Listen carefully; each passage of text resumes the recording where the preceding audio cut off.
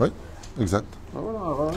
Boker Tov et Shabbat Shalom, Rek Besmachot, en ce vendredi 4 avril et 6 du mois de Nissan, pour ce jour qui nous a offert par Yolande Perez. Chaque jour, Varechota, Yishlach Lach la Mameira, Briut Etana, Osher, Deshenim Rananim Yeyu, un Pessah Kacher ve Sameach. Ce jour est dédié pour l'élévation de l'âme de sa belle-mère, Renée Bat Yolanka,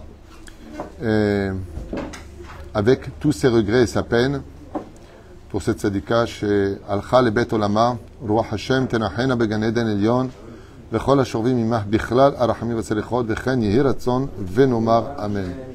Te nishmata tzor b'chaim be'ezrat Hashem v'shkneshvot v'nechamot be'ezrat Hashem. Pour chaque mot de Torah, v'shem Hashem naaseh v'natzliach.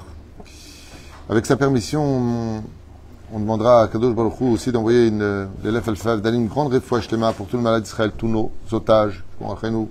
Tous les blessés, Bezrat Hashem, ou Bichlalam, Jacqueline Bat Sarah, Slicha, Jacqueline Sarah Bat Maïssa, autant pour moi. Refoua Shlema, Refoua Tanefesh, Refoua Tagouf, Ilana Bat Miriam, Refoua Tanefesh, Refoua Tagouf, Bezrat Hashem, Moratimi, Sarata Bat Efrat Miriam, tellement de personnes malades autour de nous, Hashem Erachem Alim, Balkol Am Yisrael, Amen, Amen.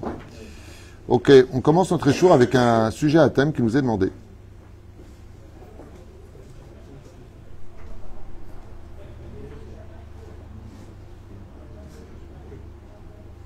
Ah, ça c'est le deuxième cours, autant pour moi.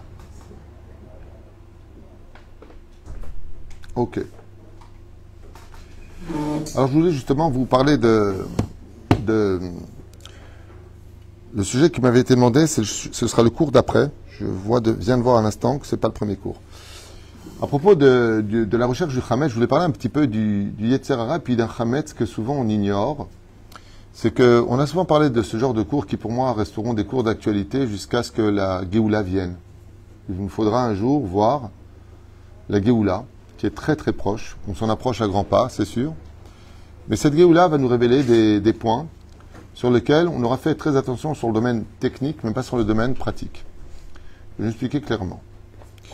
Il y a, dans le comportement de l'homme, des situations qui peuvent être malheureusement falsifiées par un système émotionnel, addictif, nerveux ou même pathologique. Ce qui fait que cela va nous mener à des relations un tant soit peu compliquées.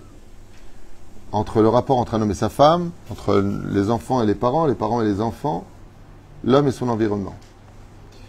Et les tsarés arabes, on ne se rend pas compte, à travers nos plaisanteries, nos chariades, on ne se rend pas compte à travers des fois un comportement où on a oublié de rendre l'appareil à une personne.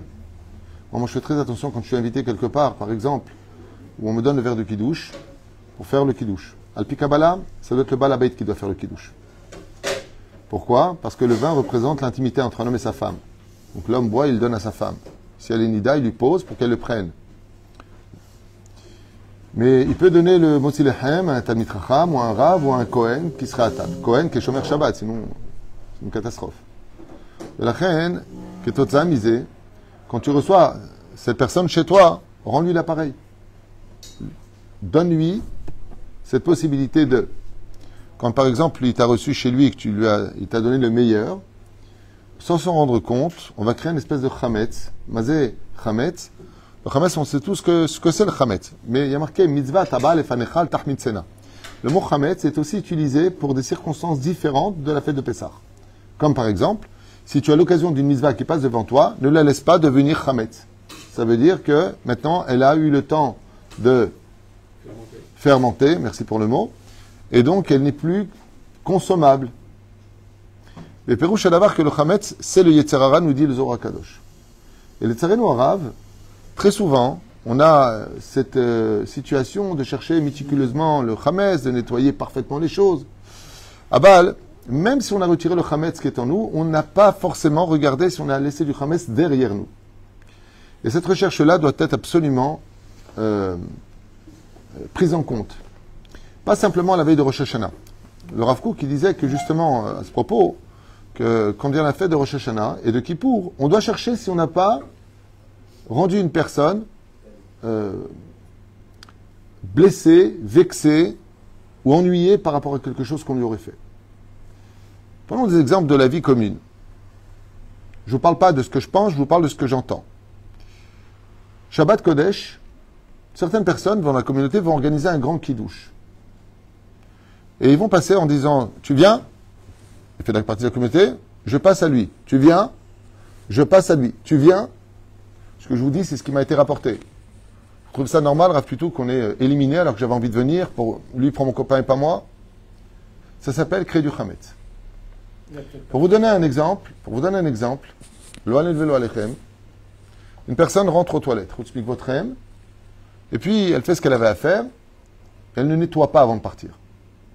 Sur la chasse, mais il reste des traces. La personne est partie. Un instant plus tard, une autre personne rentre. Elle voit, oh, elle est dégoûtée. Elle fait ça.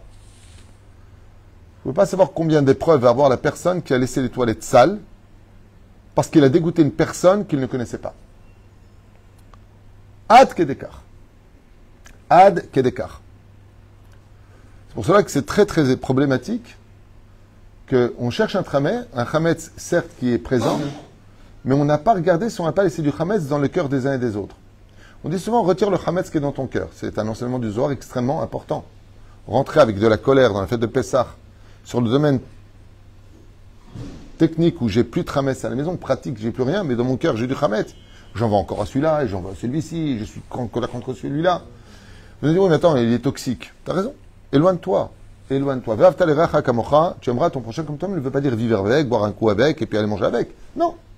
Allez, le sonner au tra, jusqu'il y a incompatibilité amicale ou sociale, chacun son monde. Mais ça veut dire que je t'aime pas. Si je peux t'aider, je ne vais pas dire, ah, toi, c'est toi. L'otikom velotitor, la Torah nous met en garde.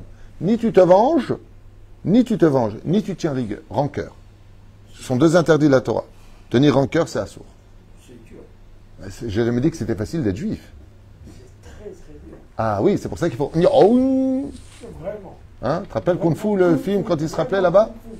Oui, d'accord. J'ai pas dit que c'était facile d'être juif. Seulement, il y a plusieurs raisons à cela. C'est que si j'en veux à une personne, parce que je vois lui, c'est que j'ai pas vu Dieu. Parce que toutes les souffrances qui nous sont infligées dans ce monde nous nettoient de nos fautes. Donc, prenons un exemple. Vous avez entendu parler de cette histoire, elle était plusieurs fois racontée, pas par moi, hein, mais j'ai entendu encore. Il y a une personne qui a été très, très, très, très humiliée à la fin de sa vie, très, très humiliée, à la synagogue, en public. Et cette personne était mourante. Il se fait vraiment humilier, mais fortement. Et bon, il l'a pris avec amour et avec humour. Il a fait comme ça. Il est parti de la bête à Knesset à tête baissée. Et personne n'avait réagi. Et en se retournant, il a dit, je vous pardonne à tous. De tout mon cœur. Et il est parti. Ce même soir, il est mort. Ce même soir-là, il est mort. 7 jours après les jours de deuil, il est venu en rêve chez le rabbin de la synagogue.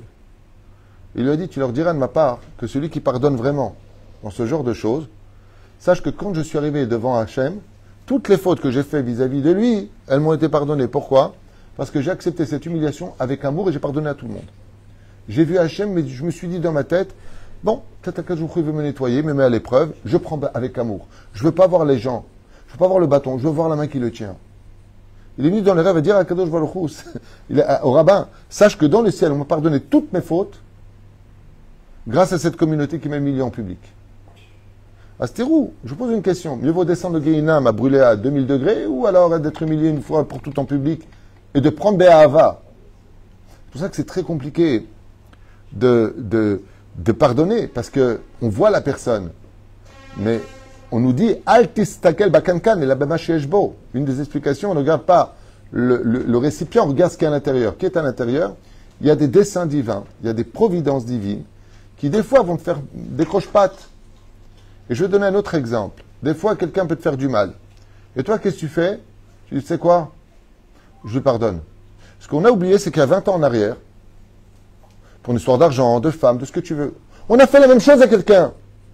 Et Akadosh Baruch Hu maintenant, il veut savoir, est-ce que dans le cœur, il va changer ce cœur de pierre en cœur de chair, ou pas? Ça va dépendre de ton épreuve.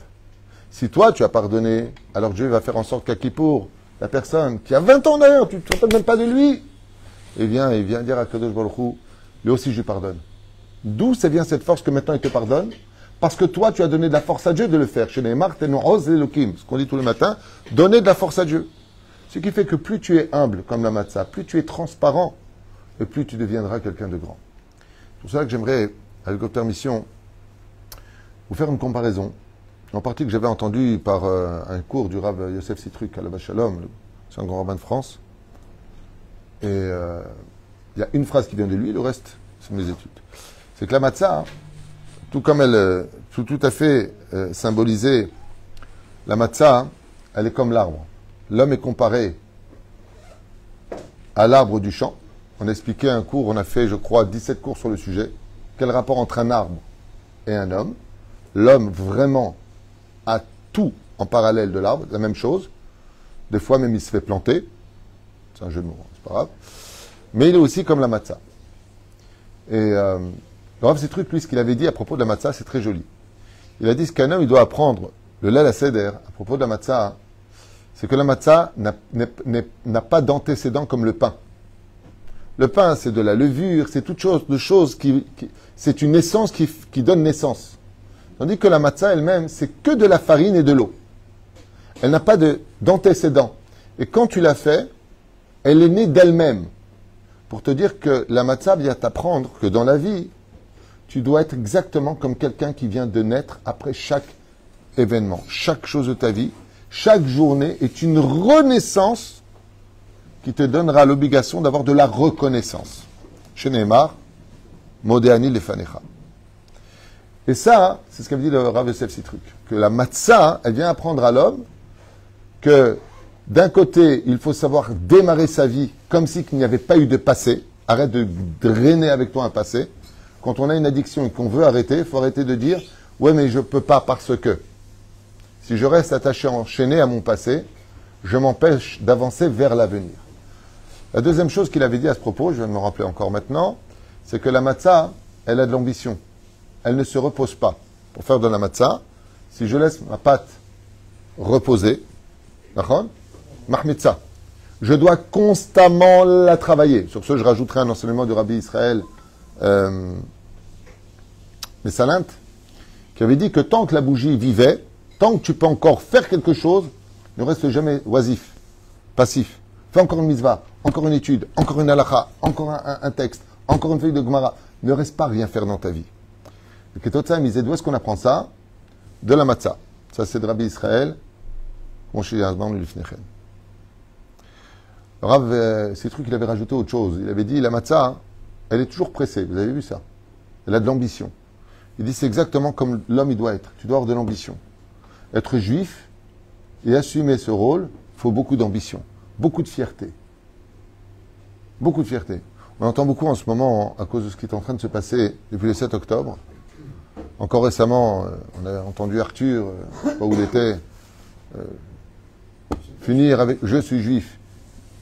Il y a une actrice américaine, israélienne, qui a répété 4 fois dans son discours « Je suis d'origine israélienne, je vis aux États-Unis ». Je tiens à vous dire à tout le monde, je suis juive, je suis juive, je suis juive. Une fierté de l'être. C'est exactement ce que dit la matzah. Maintenant, pourquoi je vous parle de la matzah avec ce qu'on vient de dire? Quel rapport de rentrer l'un dans l'autre? C'est parce que la matzah, on apprend quelque chose d'extraordinaire. Elle a des fissures. Et les fissures, quand vous la mettez à la lumière, vous pouvez voir à travers la matzah. Vous avez remarqué ça? Prenez une matzah, elle est, il passe un rouleau dessus. Ce qui fait que pour l'aérer, pour ne pas qu'il y ait d'air à l'intérieur, donc on fait, au niveau technique, on fait des trous. Mais la matzah, elle t'apprend quelque chose de nifla. À quoi ressemble une matzah? Matzah ronde. À l'œil de l'homme. Et on t'apprend que quand tu la mets à la lumière, tu peux voir à travers la matzah qui est de l'autre côté. Bon, il y a des matzahs, oui, il y a des matzahs, non. Bon, fin chroni, tu peux voir à travers la matzah. Et c'est exactement ce que nous demande Akadosh Baruch Hu. Il nous dit, dans la vie, tu peux regarder une matzah, mais si tu es dans l'ombre, si tu n'as pas de spiritualité, tu peux mettre une matzah devant toi, tu verras rien derrière. Tu verras rien. Aval, si maintenant tu mets de la lumière derrière la matzah, tu peux voir très difficilement, mais tu peux quand même voir à travers la matzah ce qui s'y trouve de l'autre côté. Les éperouches là-bas pour lequel le Créateur du monde, quand on vient à la tête de Pessah, il nous demande de nous remettre en question.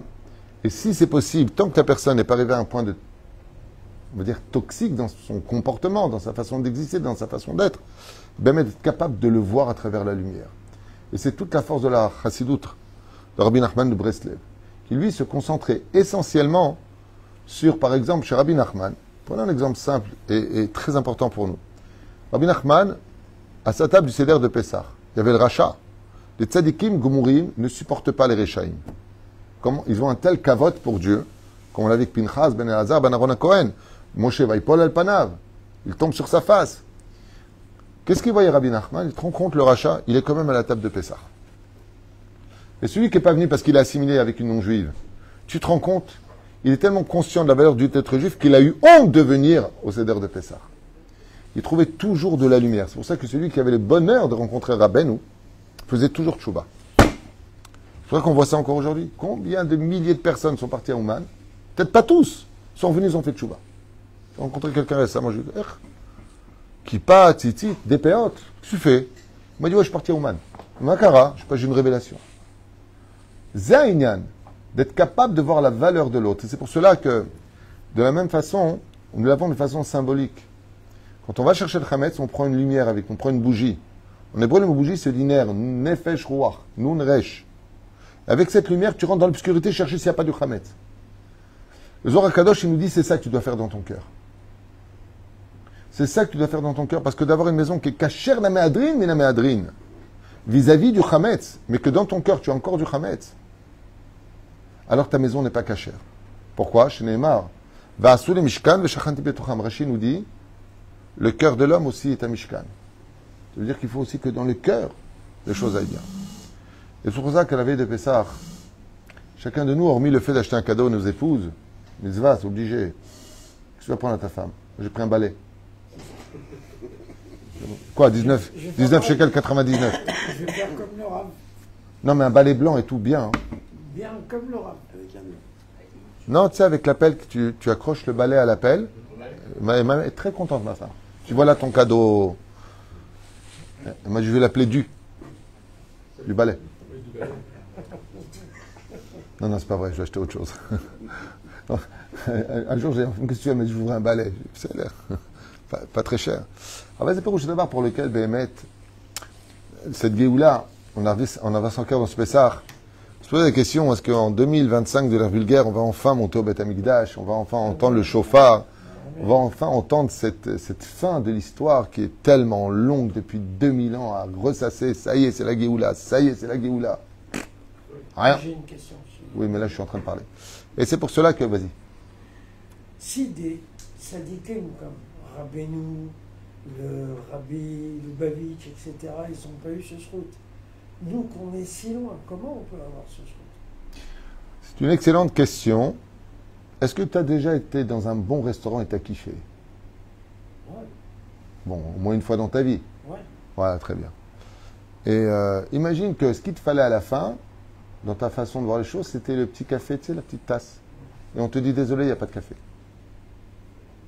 Du bon, ben, c'est pas grave, Nachon. Mais comment tu repars? Insatisfait. Non, triste, ça dérange. Tu es un tunisien qui veut dire triste. Tu repars insatisfait. Ouais. Pourtant, le café, c'est juste pour changer un peu le goût et patati patata, Nachon. Voilà, c'est pour la finalité. Petite cigarette, petit café, c'est le kiff. Voilà. Nous, on représente le café. Le rabbi représente le plat. Le rabbi représente le plat du jour. Nous, on est les petits khnana. Mais c'est lui qui donne le goût à tout le repas. C'est comme ça qu'explique justement la chassidoute, que la dernière génération sera la plus infime et c'est lui qui donne le goût à tout le repas. C'est-à-dire que tu repars satisfait. C'est même pas comparé au café, c'est comparé aux bonbons qu'on met à côté de la tasse de café. Comme ça disent nos chachamim. Ou au petit chocolat. Après le café, pour changer le goût, on te met gratuitement, une espèce de bonbon, un petit bout de chocolat. Eh bien, il dit que la dernière génération, ce sera celui-ci qui donnera, en fin de compte, naissance à tout ce qui a eu lieu. Comme le dit la Gemara, nous serons des nains sur les épaules de géants. Mais je te pose une question. Voilà, exactement. Si on est des nains sur les épaules de géants, qui est le plus haut? Ben, c'est le nain. Et ben voilà. Donc si tu fais tchouva aujourd'hui, il faut savoir que dans cette génération, je dis bien cette génération, très précisément comme le dit la Gemara, dans Sota, même tête à Moudbet, que le moindre effort que tu fais pour la Torah, ton salaire prend une dimension beaucoup plus grande qu'à l'époque des Tanaïm, des Amoraïm, des Saboraïm, ou Rishonim, ou Acharonim. Beaucoup plus grand. Celui qui aujourd'hui fait un tout petit effort. Tout petit effort. Je ne sais pas comment cette histoire est vraie, mais on me l'a racontée. Alors je vous la partage. J'ai quelqu'un qui était avec une non-juive, fou amoureux d'elle. Fou amoureux d'elle. Et il est parti à un cours de Torah, et il a pris conscience de la gravité qu'il avait une âme juive, et que malgré que cette fille soit super, elle est gentille, elle est agréable, respectueuse, tout va bien, elle lui était interdite. Et il est parti la voir, il lui a dit, écoute, je t'aime plus que tout, je ne sais pas comment je vais faire, mais je suis venu te dire qu'on doit arrêter.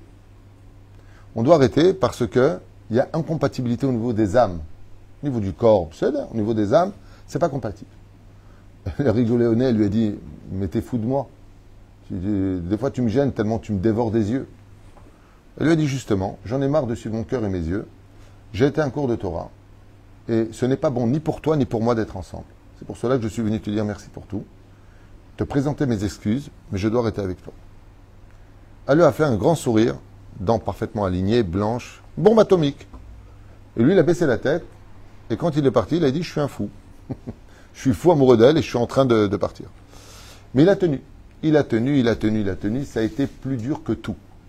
Il m'a raconté, d'ailleurs, que ces personnes dont je vous parle, m'a raconté qu'il se mettait à hurler le soir. Tellement elle lui manquait. Ses odeurs, son regard, sa présence, ses discussions avec elle, ses souvenirs le hantaient. Il a tout effacé sur son portable. Ce garçon dont je vous parle a perdu son père il y a 2 ans. Et quand il a laissé passer le temps, au lieu d'être avec elle, il est parti à l'étude de la Torah, il a rêvé de son père. Son père est venu le voir dans les rêves, dans une lumière intense. Il lui a dit, tu ne peux pas savoir, mon fils, quel tremblement de terre tu as fait dans le ciel. Le trône, tellement c'est dur pour toi, d'avoir renoncé à un amour si puissant dans ton cœur pour laisser cette place au respect et à la fidélité de la Torah et des mitzvot. Sache que dans le ciel, on te voit comme un héros, comme un tzaddik. Il s'est réveillé le matin, waouh, t'es super bien.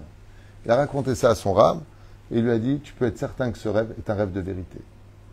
C'est extrêmement dur. C'est ça, retirer le chametz.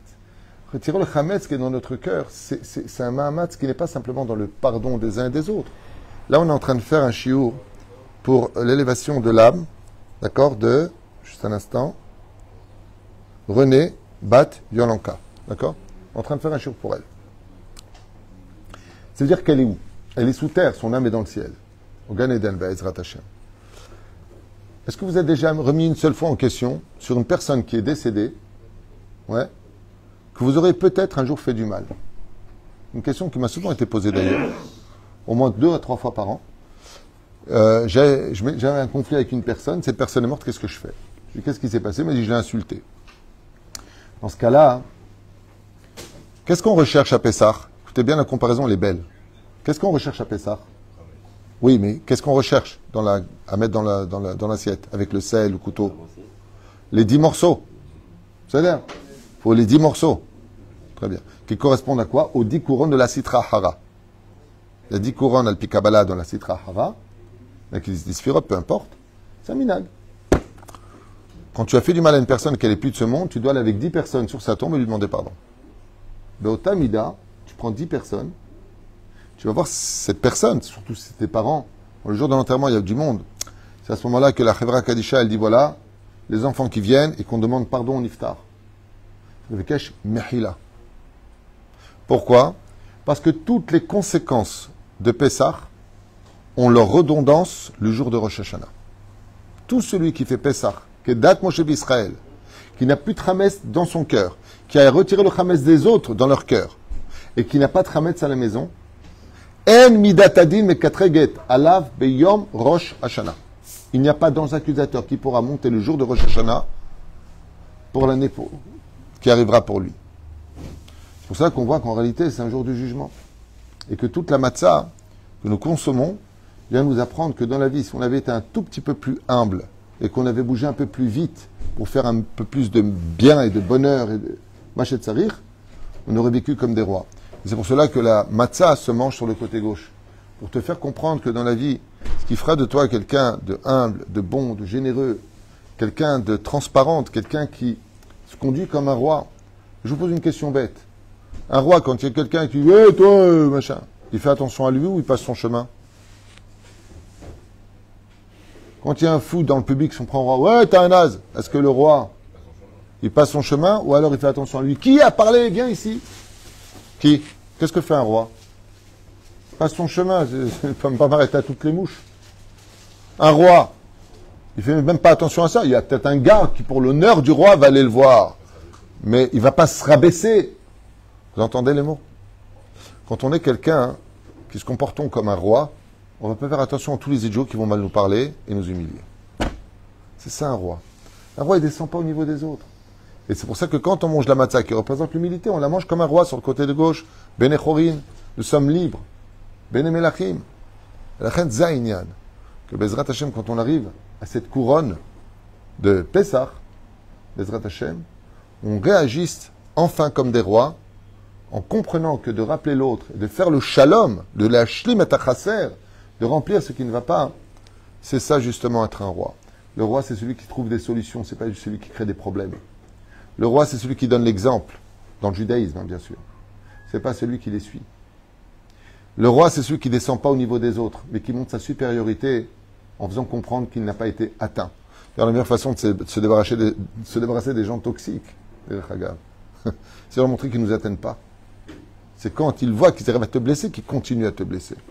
Mais s'ils voient qu'ils n'arrivent pas à t'approcher, à te prendre, à te toucher, à te vexer, alors automatiquement ils vont chercher une autre proie. C'est pour lequel je voulais mettre un petit peu tout le monde en garde. Aujourd'hui, on en a tous très marre. Il y a beaucoup de gens qui déposent le bilan, il y a beaucoup de gens qui sont en grande difficulté, le monde va mal, il y a une guerre qui se prépare qui est probante. Hein. On peut constater que la Chine aujourd'hui place vraiment ses navires de guerre autour de Taïwan. On voit que la France devient une ligne de mire sur la ligne de mire de Poutine. On voit que les États-Unis menacent fortement aujourd'hui l'Iran. La guerre a tant soit peu repris ici. Ça bouge sur l'échiquier du monde. Alors on va dire, c'est la Géoula. Et la Gemara nous dit, celui qui voudra vivre à la fin des temps et ne pas souffrir de la guerre de la fin des temps, il y a un Sok Batora, oublie Gmilut Trasadim. Il y a un Sok Batora, qu'il fasse Teshuvah, qu'il étudie la Torah. Mais il y a un Sok Gmilut Trasadim. Azek Gmilut Trasadim, fais du bien. Si tu veux vivre le jugement de la fin des temps, juge favorablement et comporte-toi comme la matzah. La matzah représente l'humilité, mais elle se mange comme un roi. Là, tu apprendras, attention, être humble ne veut pas dire être un pigeon. Hein. Si un patron il confond entre être humble et être le pigeon de ses ouvriers, il n'a rien compris. On a souvent parlé de ça d'ailleurs à l'époque. Le comportement d'un patron, j'avais fait un cours sur ça. Comment on se comporte en tant que patron, comment on se comporte en tant qu'ouvrier, quels sont les statuts. Car pour pouvoir avoir un respect et une paix dans une société, il faut que le respect de la hiérarchie soit respecté. Sinon, on passe dans l'anarchie. Shem Yishmor Berachem. Les épérouches d'avoir que si Bémet, une fois de plus pour ce Pessah, on n'arrive pas à prendre le téléphone et à faire la paix avec tout le monde, alors on aura laissé du Hametz quelque part, où la vente qu'on aura fait à la Rabbanout ne pourra pas agir en conséquence. Les épérouches d'avoir pour lequel Bémet, Kol Mishirotse Ayom, tout celui qui veut aujourd'hui, pour ce Pessah très spécial de Motzei Shabbat, arriver à quelque chose de grand, il y a un message. Shabbat, Shalom. Le Motzei Shabbat, qui représente le moment Bezrat Hashem de la naissance d'Elion Navi qui vient, pour ça qu'on chante Elion Navi, Ben Or la Chosher, Ben Kodesh Lechol. Qu'est-ce qu'on va dire pendant l'Avdallah, dans le Kiddush? Ben Kodesh le Kodesh. Bezrat Hashem, tu fais le Shalom, Ben Kodesh le Kodesh. Surtout que c'est extraordinaire. C'est extraordinaire. C'est que nous avons le Shabbat qui réunit les familles, et Pessah est certainement la fête juive qui réunit le plus la famille. Il y a une femme qui m'a posé une question hier, elle m'a écrit quelque chose.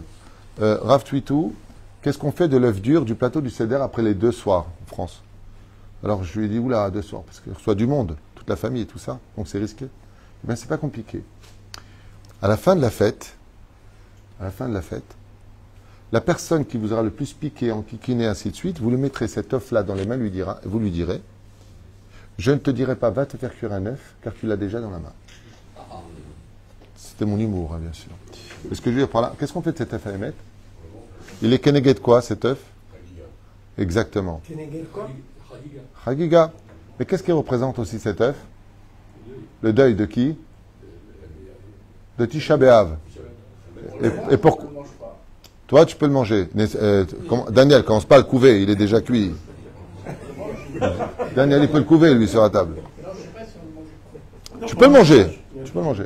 Juste le zroa, hein, qui est dans le seder, s'il a été mis dans le four ou qu'il a été grillé, il est strictement interdit de le consommer la veille. Le lendemain, tu peux le manger. Ah ben, le soir, à sour bechlet. Sour. L'olé choloto. C'est bien.